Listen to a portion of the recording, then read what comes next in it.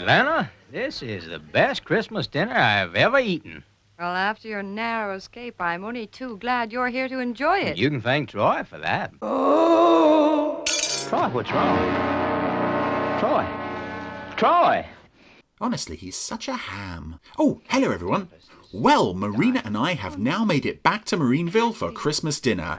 And this week, as it's Christmas, we're not doing the usual randomizer thing. We've left the randomizer back in the Eagle, but before we left, we had it print out the names of 5 Christmas-related Jerry Anderson episodes. And we put those printouts into these 5 crackers right here. So, Marina, if you would like... What? Oh, Troy. Yes, how is he? Oh, he'll be okay. He's stopped groaning already, you noticed. Oh! I'm sure it's nothing. Anyway, Marina, if you would like to pick a cracker... going for number 5. Okay, here we go. Oh, I got the toy! Where's it gone? Oh, there it is. Right. What's this? Oh, it's a little model of Torchy. Right, I'll burn that later. Did you get the printout? Oh, you got the hat. Oh, that's very nice, yes. That suits you, yes. Aha, there's the printout. Right, let's see. Well, there were 5 possible Christmas episodes to pick from here, only one of which I actively dislike, and that's the one we've got today. Still, it's been a long time since we've had a Thunderbirds episode turn up on the randomizer, so here's give or take a million. Thunderbirds are go.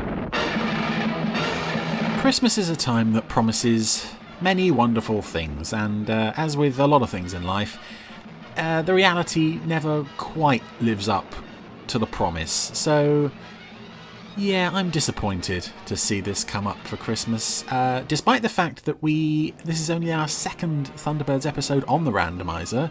It's been a very long time since we watched 30 Minutes Afternoon on Pod 3, but even so, this is not only probably my least favourite episode of Thunderbirds, it's my least favourite of the Jerry Anderson Christmas episodes generally. I don't think that's a controversial opinion. I'm not aware that too many people love this episode. I'm sure there's some people out there who adore it, and to those people in advance, I apologise for what you are about to hear, but this is not one of my favourites. Can I have my wish now? Sure, but you must call me Santa. The nurse says it's the only way I can re-establish my grip on reality. Yeah, Jeff and, oh god, what is this kid's name? Timmy or Itchy or Stinky? Whoever he is. I wish I could see all the Thunderbirds launch. It's another precocious little brat, as this show and the previous Anderson shows were quite keen on presenting, and this one's especially annoying, even though he's not in the episode as much as the other kids are.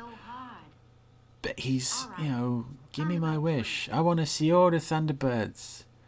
Why does this kid get to go to Tracy Island and we don't? It's not fair. This is Christmas Control to Thunderbird 3. Immediate launch. Christmas Control. Yeah, for those of you who haven't seen this, Jeff is actually dressed up as Father Christmas. I don't know why. Obviously, it's Christmas, but this whole scene of him dressed as Santa, just sat with a little boy, there's no one else there, insisting that he be called Santa, is slightly disturbing. You could believe that, as I hinted at, this is Jeff having gone slightly gaga towards the end of the series and is just needing to be to be sort of, I don't know what. There must be some condition for when you think you're Santa and need to be humoured. That's the word I'm looking for. Where is Thunderbird 3? I can't see it. Be patient, Nicky. What do you expect, Nick? Oh, Nicky, that's your name. Are you expecting it to just, appear in front of you? Be rammed into your stupid face? Wow. Wow. Actually, I do love this beautiful pan up the side of Thunderbird 3. It really does look, every inch was it 287 feet high? Wow. That it's meant to be. It's a really good example of all the detail on the model, all the individual panels, the slight scorching and wear on various sections of it. It's an absolutely beautiful model. Despite the fact it's not my favourite Thunderbirds vehicle, it's still a very impressive panning shot there. I have to wonder though, okay, being a kid, you want to see a Thunderbirds craft launch. Okay, that's fine. Wouldn't you want to ride on one? I know he presumably had a ride on Thunderbird 2 to come back from Coralville Children's Hospital, where he lives, but even so, I mean, who wants to watch a vehicle take off when you can actually ride it? Well, gentlemen, if the project is successful, that'll just be the start. This chap who runs the hospital, the puppet here, is it Dr. Pringle? He is a slightly disturbing puppet because you almost can't see his eyes. It's just these black voids. It's quite unsettling. And what's stranger is that the puppet sat next to him.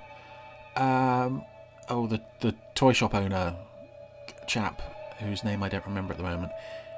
I don't remember seeing that puppet in any other episode, and he looks quite good. There's a slight sort of self-satisfied smirk on the face, which suits the character. But Dr. Pringle just... You can't see his eyes. Dr. Pringle has no soul. 9:58, Dr. Pringle. Thank you, Dr. Lang. And you're a minute fast. Timing's Ooh. very important. Get the madam. Screen nurse. Yes, Doctor. No one will see a thing. Now, this episode was not only the final episode of the series to be produced, it was also the very last one to be shown. It was shown on Christmas Day. I'm going to say 1966. As the end of a repeat run of the first season and the showing of the second. Here she comes. And I'm trying to put myself in the mindset of a kid watching this on Christmas Day, looking forward to this. Were they satisfied? Is this really what you're expecting to see from a Thunderbirds Christmas special? For starters, International Rescue are barely in it. They don't need to rescue anybody. The plot could more or less unfold whether they were in existence or not. But it's just so dull. I mean, look, this rocket has just deposited a crate by parachute over the children's hospital. This is Thunderbirds. Why are we watching a rocket launch going right? I mean, it's nice that the rocket didn't crash into the children's hospital and explode, but it's, that's a very traditional sort of Thunderbirdsy idea. This thing is launched to help people. It goes wrong, there's a disaster. Oh, we've got to help get these children out of the hospital and make sure they have a Merry Christmas. This is...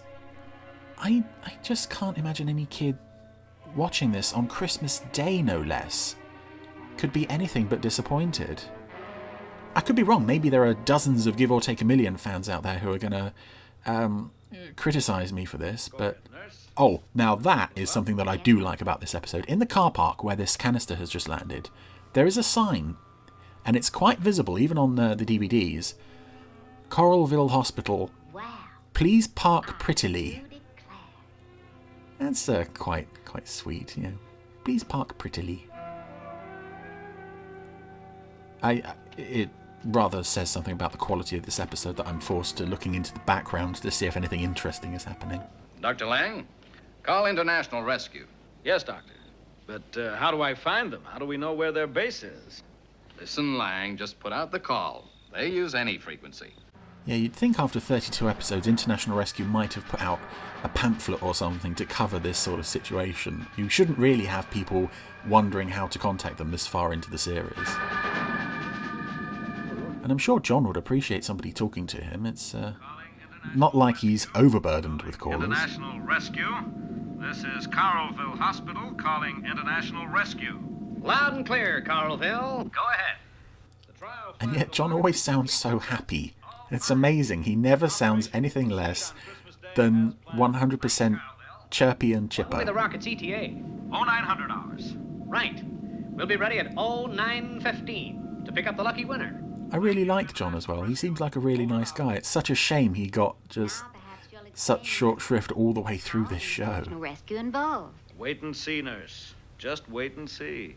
I'll tell her now. It's not that interesting, really. But, Father, supposing there's a distress call that day. Oh, Gordon, don't spoil it. Yeah, Gordon, don't hope that something interesting might happen in this story. That's not what we're here for. This is all very well, but do any of you realize how near we are to Christmas? Well, Grandma... Well, for those who are interested, I'm actually recording this on October 18th. So I'm quite a way off Christmas here, but if I've planned it right, then by the time you hear this, this will be Christmas Eve, I think. Although at this point in the episode, it's Wednesday, December the 1st. December the 21st, even. Yes, and we mustn't waste time when we're shopping. Is there much to get? That much. That's quite an interesting list. If you have the Blu-rays and you're willing to pause it and look through that list, see what makes up a Tracy Island Christmas is quite interesting. I'm not aware that tongue is a traditional element of most people's Christmas, but it is for the Tracy family. I do rather like this montage of the decorations going up on Tracy Island and the Grandma and Carano at work in the kitchen, watching these turkeys spinning around on... Oh, even Brains is helping out. There's a shot of Alan, though, as he's... I think he's putting some glue on the back of some little stick-on stars or something. The puppet's mouth is open. It looks like his smiling face. The mouth is open. It looks like he's... I don't know... He's got problems. He's got problems, that boy. Well, the montage has taken about 4 days. It's now Christmas Eve. The Tracy family aren't... although the lounge looks very nice, they're not exactly the speediest when it comes to putting all these decorations up. It seems to take about 4 days, and there's still piles of debris all over the place. This looks wonderful. Can we open our presents now, Dad? No, Gordon, not yet. We're going to wait till our guest gets here tomorrow. And open them in front of him, because we don't have anything for him. I want to see him cry, Gordon. I'm speaking from the roof of Harmon's store here in New York. Where the Don't worry, nothing interesting has yet happened. Doesn't the snow look wonderful? Gee, I wish we could have a white Christmas, just like the old days. Here comes the final section. That's a comment I've always found slightly odd, just like the old days. Where exactly were you living before you all came to live on this island? I'm sure there's probably many theories, but it's an oddly specific comment. Why don't you use the nuclear-powered cooker, Mrs. Tracy? It's much faster. Well, I'll tell you, Kirano, I never did get the hang of those rods. Oh, there's a scene I want to see. Again, it's the perfect setup for a Thunderbirds-style disaster. Old lady tries to cook dinner with the nuclear-powered cooker. Could cause explosion. This episode has so many potential options for drama, and they're just wasting it. I feel like we had 1 million kids in there today. Let's go. We're meeting Tana, remember? Come on, guys. Your department store Santas, it's only going to be for a few weeks tops. You know you're going to be busy. You don't need to stand there and complain about it all.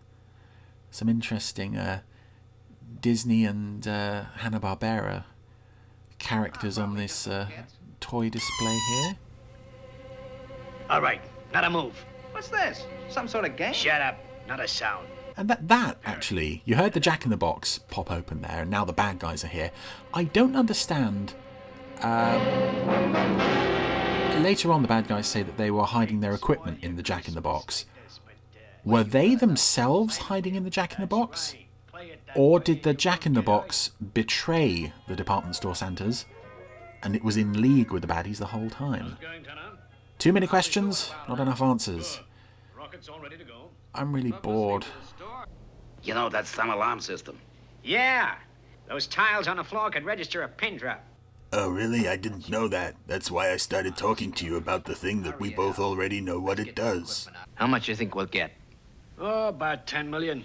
Give or take $1 million. And there's our title. Doesn't really warrant the close-up on the bridge of one of the puppets' noses, but whatever.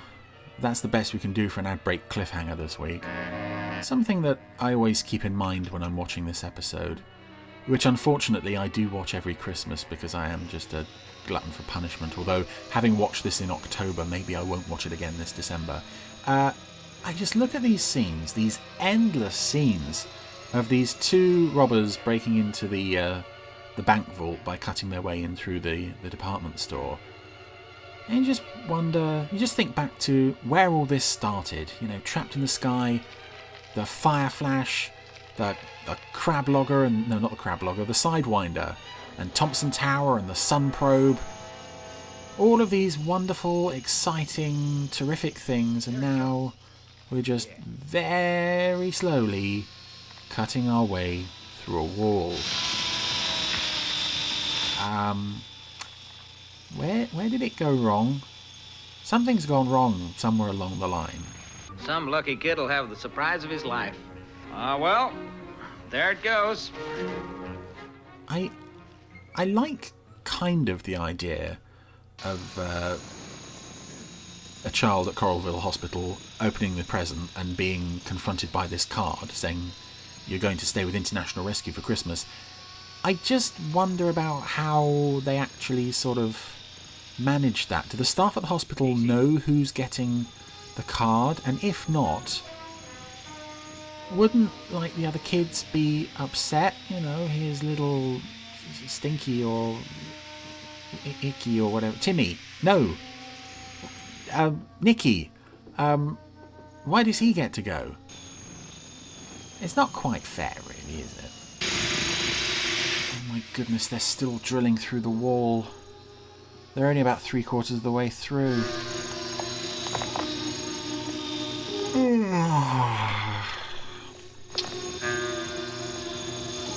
What time is it? Oh, I'm halfway through the episode. I suppose that's something. Oh my goodness, they are still drilling. Get on with it! Get on with it!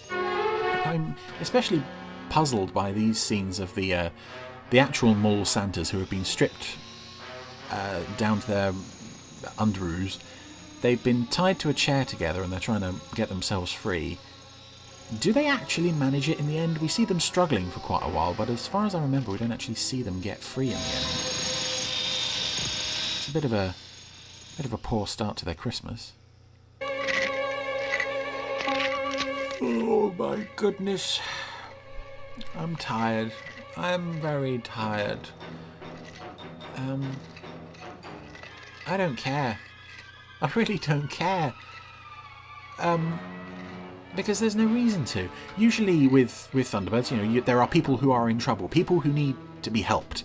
I think, even though I know some people would say, the Carter family in City of Fire, that for me is like the definitive example of people who need to be rescued. You know, it's a massive disaster, but it boils down to we've got to save these 3 people. There is nothing really at stake in this episode. So the bad guys want to steal a lot of money. Who cares? I don't care about the bad guys. I don't really care about the staff of the toy shop or the hospital. What exactly am I supposed to be invested in here? Although this is quite interesting. Tanner, the chap who seems to live in the basement and whose job it is to wrap the presents, is utterly terrible at his job. I can wrap a better present than this. And I'll give him, I'll give him a pass for the fact that he's a puppet. But the live action hand inserts of this parcel being wrapped, it's a pretty shoddy job. He's onto a good thing if he's not lost his job yet and he's still getting paid for doing such a poor job. If that cable touches the floor... All right. I'll fix the line. I think the episode has forgotten that we are not supposed to be on the bad guy's side. We're not supposed to care whether they get in trouble or not. It's so strangely constructed, this. We're spending the most time with the people that we're clearly not meant to care about. The people who we watch the show for are not in it, hardly. And for the scenes they are in, they're not doing anything. The only people who stand to lose anything for all this are... I don't know, this money in this bank... I mean, we see the 2 security guards in the bank, that's it. Who's going to lose out if all this money gets stolen? I don't know. I don't care. I don't care. And now they're winching Scobie into the bank vault. Very, very, very slowly. Right, there we go. December 25th, 2026. It's right there on screen. Tintin is standing right next to it. 2026 is the year the Thunderbirds takes place in. End of argument. We can all go home. No. Because equally, in 30 Minutes Afternoon, there was a calendar saying it was 2007 or 2008, wasn't it? It's coming from the roof. Who can it be? Could it be any one of the other dozen people who live on this island? This is another painfully drawn-out sequence of Virgil and Tintin hearing a noise. Oh, let's go and investigate. Who could it be? It's quite scary. It's quite tense. The door is opening. Who's going to walk through? Could it be any one of the other dozen people on this island? We have extreme close-ups on our heroes' faces to show how stressed they are. Tintin is now hiding behind Virgil. A shadowy figure approaches. Through the door, we see a pair of familiar blue glasses, but we don't know. What are you doing? Oh, it's Brains. Okay. Well, that was a vain attempt to build something approaching drama. Come and have a cup of coffee. That's right. And then back to bed. All right, Virgil. Don't look so worried. I'll look after him, Virgil. You better be going. Right. I do like the way Tintin says she'll look after Brains like he's a resident of a nursing home who's wandered off by himself. It's quite sweet for all the wrong reasons, I think.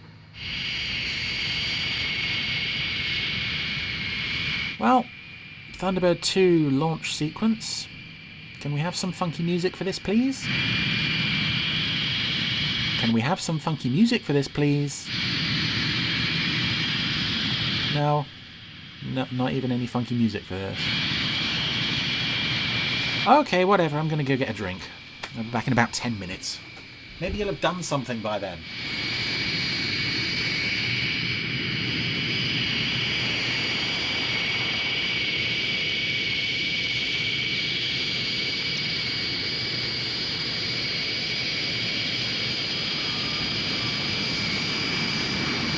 I'm back. We still haven't done anything. Oh, Thunderbird 2 is very slowly coming to a halt. I do like the Thunderbird 2 launch sequence as a whole, but on the rare occasions where they don't play the music, it does get very, very painful to sit through just to see it crawling its way along the runway.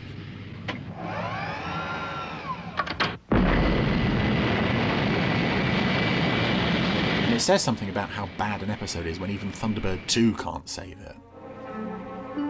It's always struck me as slightly odd when a non-comedy series does a Christmas episode, and there's always that temptation that very few shows manage to avoid of setting the episode at Christmas, showing our characters at Christmas.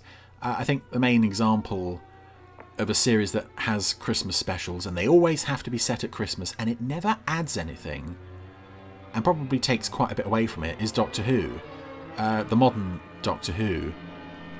I don't know how many people would be disappointed if they got a Christmas episode of their favourite show that was just a really good episode of the show that didn't take place at Christmas, for instance.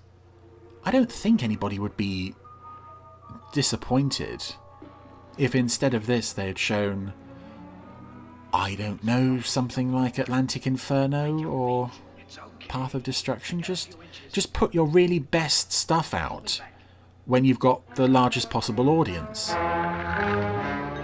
And I don't think this episode is guilty of it, but certainly Christmas specials today, they rather take for granted the fact that their audience is going to be sat there watching this.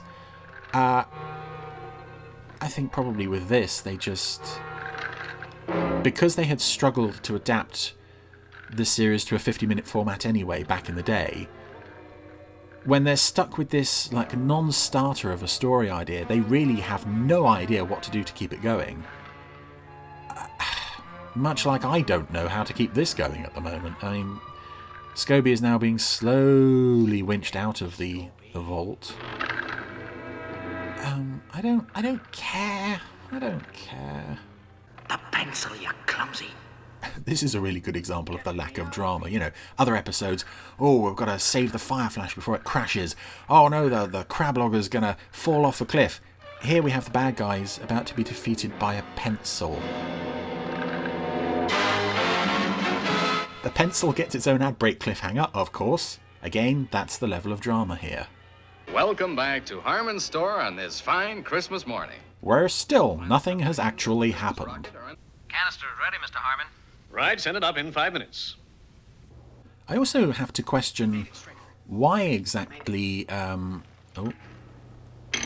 there goes the pencil. Yeah, I have to question why a department store has a rocket launching facility on the roof. Are they at war with another department store? Are they regularly lobbing missiles at each other, trying to put a dent in each other's sales? Oh, the store Santas still haven't escaped. They've given that up as a bad job. What are we waiting for?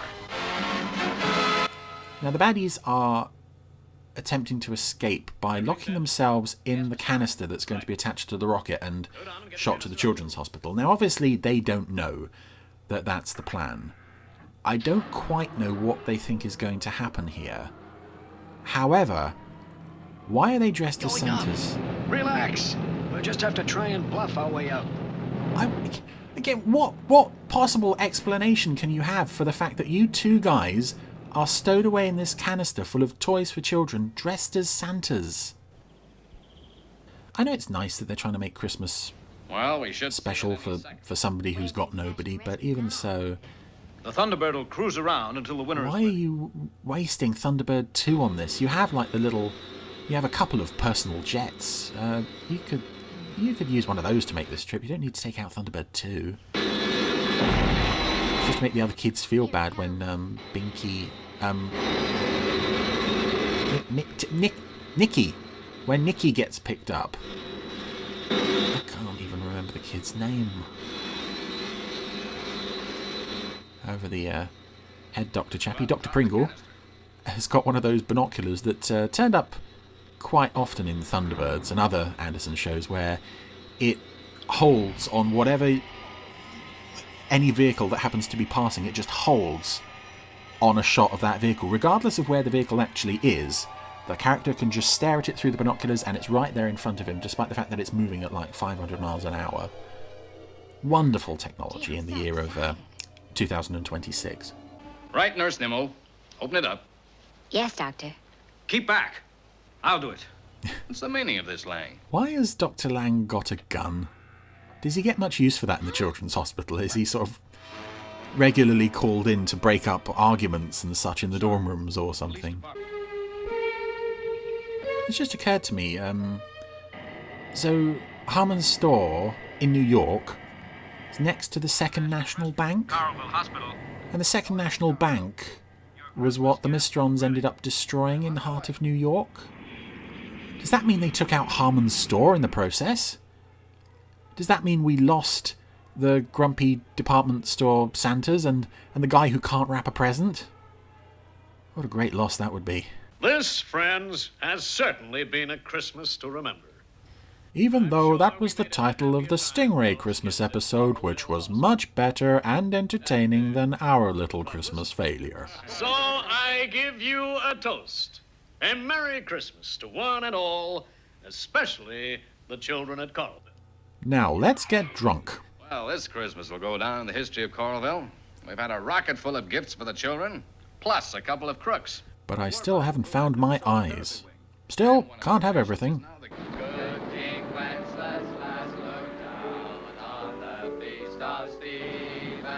Flatly drone this silly song and don't get near the tune. Well, we've just got time for one more carol before further refreshments.